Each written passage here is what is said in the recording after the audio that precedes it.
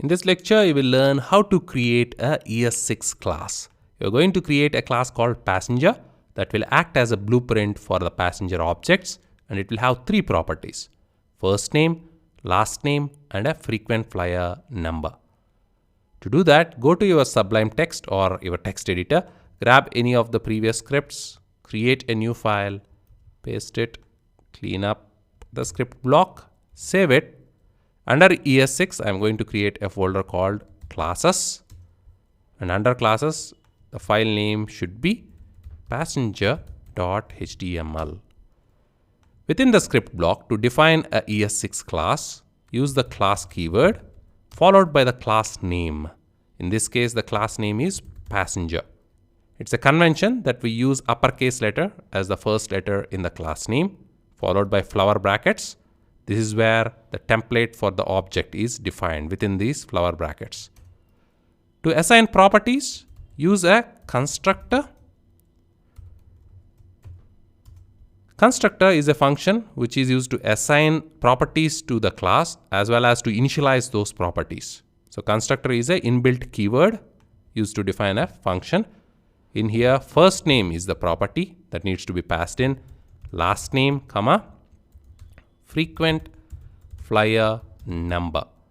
And inside the constructor, use this dot first name is equal to the first name that is being passed in here. This dot last name is equal to the last name that is passed in. And finally, this dot frequent flyer number is equal to the frequent flyer number. Save it.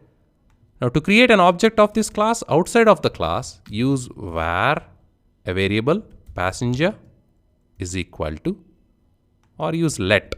It's preferred to use let as much as possible. Use var only when required. Passenger is equal to, use the new operator followed by the class name, which is passenger. Here we are invoking the constructor. Whenever we use the new operator and the class name, internally the JavaScript engine will invoke the constructor. So pass in the parameters for this particular object. The first one is the first name. I am using my first name. You are welcome to use yours. Last name is Thippireddy, comma, the frequent flyer number 1234. Console.log of passenger. So display the passenger onto the console.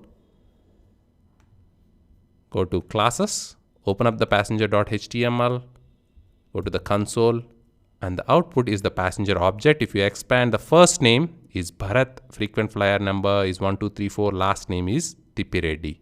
So we are able to create objects by using a class as a blueprint. And once we have a class, it acts as a template to any number of objects.